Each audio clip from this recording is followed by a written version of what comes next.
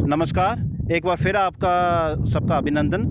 मैं गंगटॉप के पास रसरी गिरदेनी जहाँ लैंडस्लाइड हुई थी वहाँ पे ग्राउंड ज़ीरो से रिपोर्टिंग कर रहा हूँ और यहाँ पे मेरे साथ पैंथर्स पार्टी के युवा नेता जो रामनगर से बिलोंग करते हैं लेकिन हमारी बनी तहसील में भी बहुत एक्टिव हैं, जनाब पवन देव सिंह जी से बात करता हूं और इनसे मैं जो है वो फॉर्चुनेटली और अनफॉर्चुनेटली ये उस समय प्रेजेंट थे जब ये स्लाइड हुई। ये इस एरिया में आए हुए थे, ये नॉर्मली यहाँ पे चक्कर लगाते रहते हैं और ये उस दिन आए हुए थे। इनके सामने ही जो है वो स्लाइड एक्टिविटी शुरू हुई थी, तो इनसे जो है वो हम बिल्कुल ब्यौरा लेंगे कि कैसे स्लाइड शुरू हुई और क्या मेजर्स जो हैं वो गवर्नमेंट ने इस से लिए, कितनी टीम्स आई और क्या मेजर्स जो है एनजीओस ने लिए और ये अपने तरफ से क्या कोशिश कर रहे हैं। पवन देव सिंह जी, आपका बहुत बहुत स्वागत है स्पिरिट न्यूज़ में। शुक्रिया जनाब। तो आप उस समय प्रेजेंट थे जब ये स्लाइड हुई यहाँ पे हम जहाँ पर आए हुए थे जी। बेसिकली हमारे जहाँ किसी की डेथ हुई थी तो हम वहाँ आए थे जब हमें पता चला जी। तो जब हम जहाँ पहुँचे तो ये मकान जो था ये गिर चुका था। अच्छा। लेकिन बाकी जो मकान थे वो कुछ खड़े थे लेकिन ऊपर जो पूरे आपको दिख रहे हैं ये गिर चुके थे। अच्छा। तो हमने कोशिश की जहाँ काफ़ी लोकल लोग आ गए तो कुछ लोगों के जो मकान थे हमने खाली करवाए और उसके बाद फिर हम लाइव भी चले जहाँ से, तो एडमिनिस्ट्रेशन को भी एक मैसेज दिया जी। तो उसका एक्शन तो हुआ। डीसी साहब ने एक चिट्ठी भी निकाल दी एडमिनिस्ट्रेशन के नाम, लेकिन ऑफिसर आते हैं।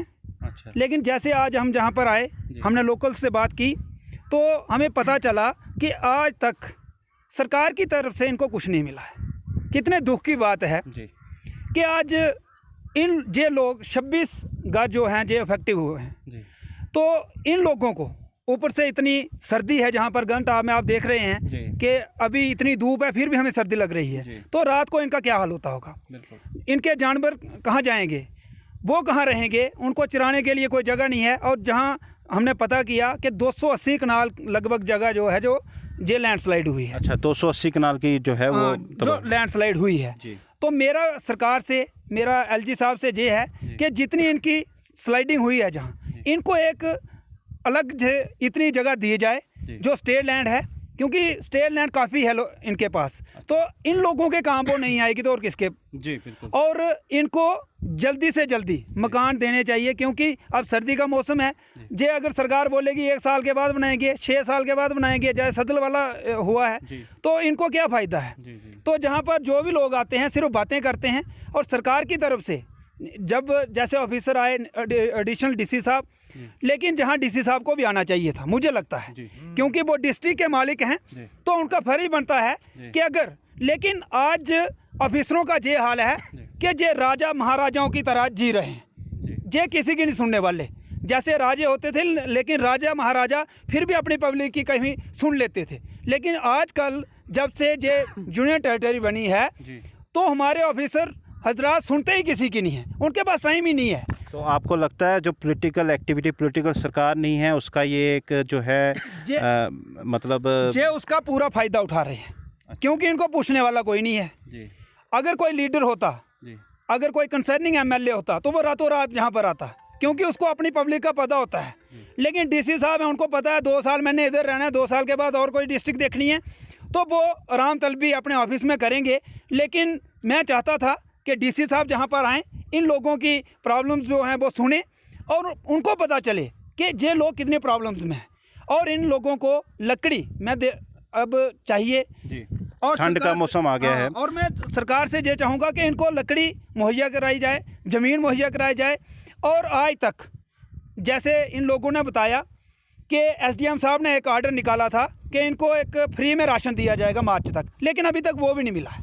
अच्छा, कोई राशन उन एसडीएम साहब बोल के गए थे। तो अगर आप सिर्फ कागजों में ऑर्डर कर देते हो तो उसका क्या फ़ायदा है। गरीब को इनकी स्कीमों का कोई फ़ायदा नहीं हो रहा है। ये सिर्फ आते हैं, फ़ोटो खिंचाते हैं और शाम को वीडियो चढ़ा देते हैं हम गए थे। जैसे कोई सैर करने आता है तो उससे अच्छा है जो सोशल ऑर्गेनाइजेशन है, उन्होंने जहाँ पर इन लोगों की हेल्प की है, पार्टियों ने की है।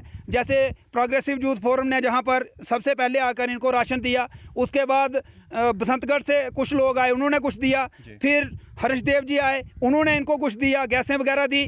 उसके बाद आज रामनगर टूरिज्म डेवलपमेंट सोसाइटी है, उन्होंने अपनी तरफ से इनकी हेल्प की, लेकिन सरकार की तरफ से इनको कुछ नहीं मिल रहा है। बड़ी अफसोस की बात है कि जिस सरकार का काम होता है कि अपने लोगों की आप एक उनको देखना चाहिए, और इतनी तबाही मची हुई आप देख रहे हैं, खुद आकर आपने देखा है, क्या इन लोगों को इस वक्त सरकार की ज़रूरत नहीं है? लेकिन सरकार को जब ज़रूरत होती है लोगों की तो लोग उनके साथ होते हैं, लेकिन जब लोगों को ज़रूरत होती है तो सरकार उनका साथ नहीं देती। और ख़ासकर मैं ऑफिसर जिस आप जो वीडियो देखेंगे मीडिया के माध्यम से, मैं उनको ये कहूँगा कि आप सरकार जो है, जो आप ऑफिसर हो, आप लोगों के नौकर हो, लेकिन आपने लोगों को नौकर बना दिया है। जो आपको पे मिलती है वो जे लोग टैक्स पे करते हैं तभी आपको पे मिलती है, और आप लोगों के लिए हो। लेकिन जहाँ उल्टा हो रहा है, जे अपने ऑफिसों में बैठे हुए हैं, आलीशान ऑफिस बनाए हुए हैं, पूछेंगे किसी को नहीं, इनके पास मिलने का टाइम ही नहीं है।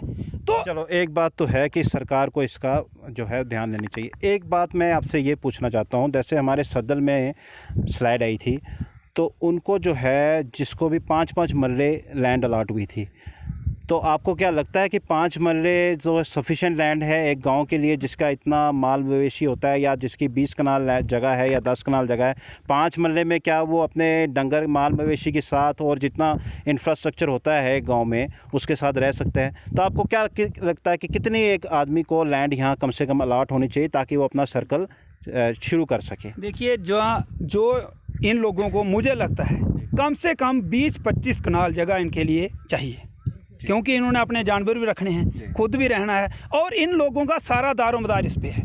ये जितनी भी फैमिली हैं इसमें 5-6 बंदे हैं जो एम्प्लॉई हैं, लेकिन बाकी सारे मजदूर लोग हैं।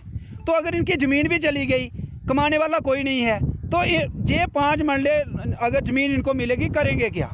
उसमें तो ये रहने के लिए भी कुछ नहीं बना सकेंगे, और इनके जो जानवर हैं वो कहाँ उनको चराएँगे? इनको सफिशेंट ये है कि 20-25 कनाल मिनिमम मिलनी चाहिए, और कम से कम 20-20 लाख रुपया। अगर ये बोलेंगे हम 50,000 रुपया देंगे, 1 लाख रुपया देंगे, वो तो ऐसे बेवकूफ़ बनाने की बात होगी इन लोगों को। मैं ये चाहता हूँ, मैं एलजी साहब से डिमांड भी करूँगा कि कम से कम इनको 20-20 लाख रुपया कंपनसेशन दी जाए, जहाँ तो करोड़ों का नुकसान हुआ है।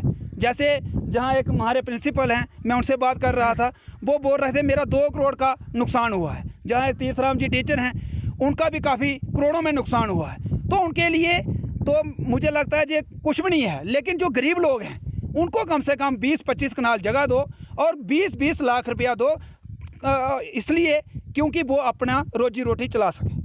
जी, ज़मीन का तो नेचुरली बहुत नुकसान हुआ है, वो तो हम देख ही रहे हैं।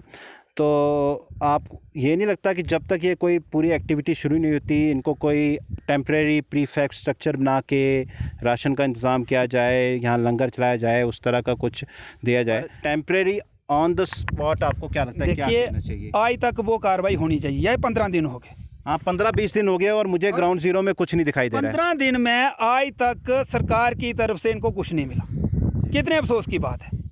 15 दिन में क्या आप टेम्परेरी इनके लिए नहीं बना सकते? आज ये लोग किसी अपने रिश्तेदारों के घर रह रहे हैं, कोई पंचायत घर में रह रहा है, तो रिश्तेदारों के घर कितने दिन रहेंगे? तो जैसे मैंने इनसे बात की कि जो इनके जानवर है ये मुफ्त में लोगों को बांट रहे हैं, क्योंकि इनके पास जगह नहीं है। तो अब तक सरकार को जाग जाना चाहिए था। 15 दिन बड़े होते हैं। अगर यही कार्रवाई किसी अमीर के साथ हुई होती तो मुझे लगता है जहाँ किसी ऑफिसर कोई बड़ा आदमी होता तो कार्रवाई तुरंत होती, लेकिन ये गरीब लोग हैं, इनकी सुनवाई नहीं हो रही है, और पता भी सबको है। आपको लगता है कि ये कार्रवाई क्योंकि ये एरिया जम्मू प्रोविंस में आ रहा है तो उसके कारण ये यहाँ पे अगर ये कश्मीर में हुआ होता तो सरकार इस पर? ये भी एक बहुत बड़ी वजह है, और ये बदकिस्मती है जम्मू की। और जम्मू की बदकिस्मती इसलिए है कि जो भी आता है, जो भी पार्टी आती है, उसको कश्मीर ही दिखता है। मुझे पहले बोलते थे कांग्रेस वाले उनको कश्मीर दिखता है, लेकिन हमें एक उम्मीद हुई थी कि बीजेपी आई तो इनको जम्मू दिखेगा, लेकिन ये कश्मीर को उससे ज़्यादा देखने लगे।